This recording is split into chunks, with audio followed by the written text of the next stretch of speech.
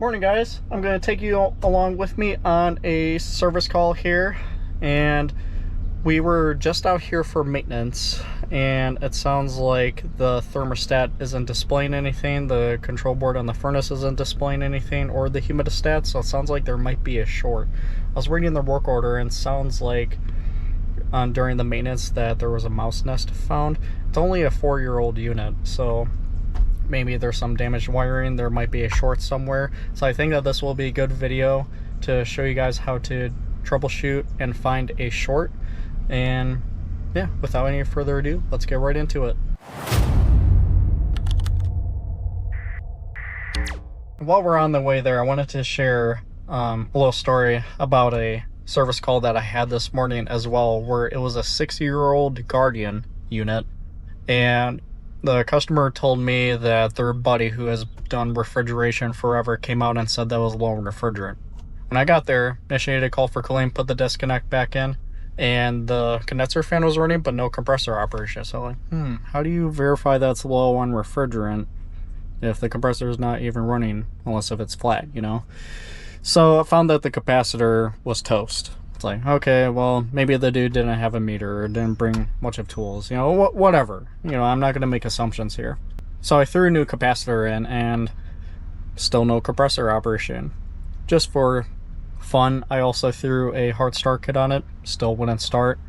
So then I took the unit apart and got to the plug on the compressor and found that the terminals on the compressor side were completely fried. So, all right, we gotta replace the compressor.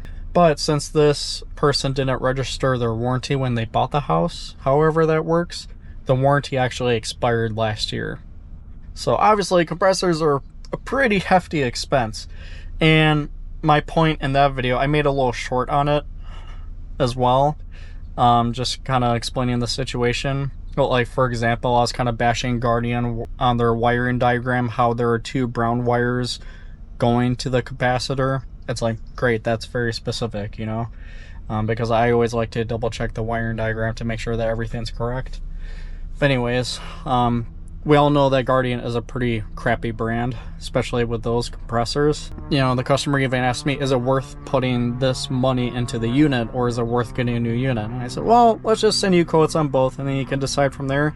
But I'm not going to tell you what the right answer is. There is no right answer. It just kind of depends on how you see it.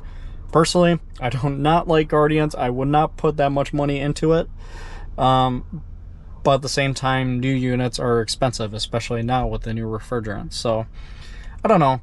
Let me know what your guys' opinion on that is, what you would do in that scenario, because I feel like 6 years is just way too young for a unit to go, but at the same time, it's kind of at the bottom of the tier there. Anyways, let's get right into the call. All right, so as we can see, the board is not lit.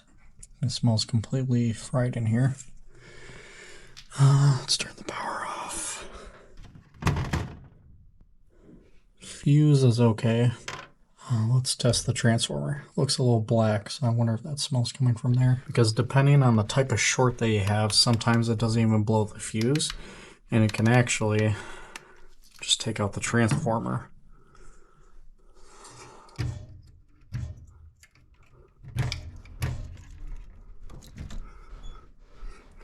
Low voltage side is meh. Let's test the high voltage side, and we have OL, so the transformer is bad. So the tricky thing about this is that, as you can see, this horrible wiring mess actually has a humidifier. And I've seen that when the humidifier is tied in with G and the humidistat has a short, or the low voltage wiring has a short, then it can cause the transformer or fuse to blow. But what I'm going to do is I'm going to put in a new transformer, replace this 5 amp fuse with a 3 amp fuse that's more likely to blow a 3 amp fuse. Doesn't always work, but you have a higher chance of saving your transformer. And then I'm going to remove the Y and C wire from the air conditioner, and that will tell me if the humidifier circuit is okay or not, and that the AC wiring is likely the culprit.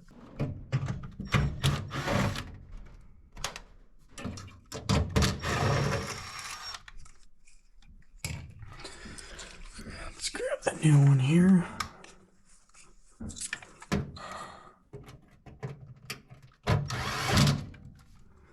Luckily we had the exact same one, but I only have one of these on the van. If this one blows, then I'm gonna have to put in a universal one, which I don't like because I have to cut off the spade connectors. Plus they're pretty ugly.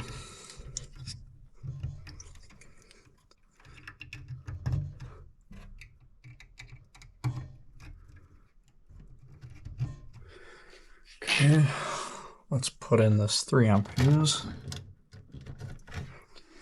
And then remove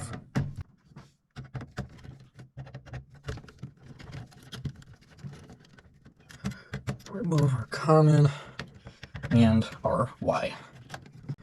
So this is our 2-wire. This is just linked in with a timer. Depending on the thermostat, we probably put that in to protect the compressor. Test the theory of the G being wired in with the humidistat. Let's jump R to G and see if it blows anything. Hopefully it doesn't. Try that. Okay, control board has lit, and I hear the blower motor starting. So that tells me that the humidifier circuit should be okay. So now I would like to go outside and see what's going on. And I did actually see a note on the work order that one of our guys was here for maintenance recently and found that there was a mouse nest outside.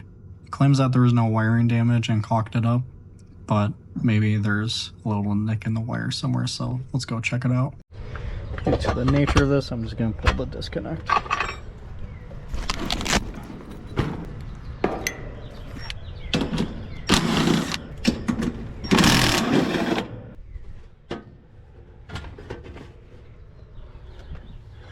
Okay, technician cleaned up pretty nicely in here. Only thing I don't like is that gap being left, so we're gonna caulk that before we leave. So you taped this up a bit. Interesting. I'm gonna start with the simple step and test the contactor, because when a contactor fails, that can typically cause that. This seems to be a newer contactor though, because Train doesn't come with the Mars contactors, so I kind of doubt that this has failed, but we're just going to do that because in your guys' scenario, that might be the cause. And when you do this, you do need to pull off the wires off the contactor, because that low voltage wiring circuit can mess with your readings. And then change your meter to resistance. Check side to side. Oh, 1.1, that's actually really low. Looks like the contactor did fail. I'm also gonna take this door off and peek at the wiring to see if I see anything strange.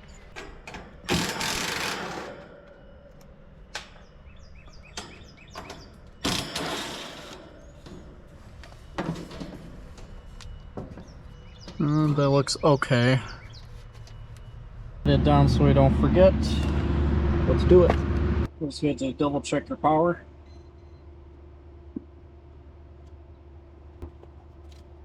I don't know about you guys, but I feel like I've been replacing way more contactors than I have for capacitors, which is usually the opposite.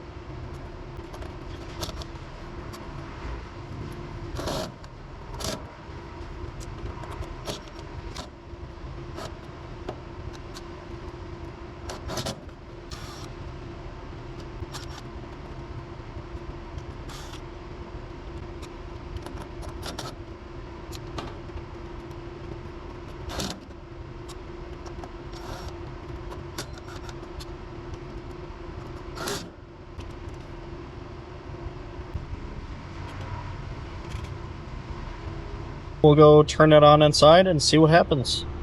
Forgot a screwdriver outside, but luckily I got my Milwaukee Fastback. So we're gonna hook up our common again. Then our Y. Again, this is the AC2 wire. And as you can see, the contactor is pulled in. So let's get the door back on, or the disconnect back in, and get this customer cooling again.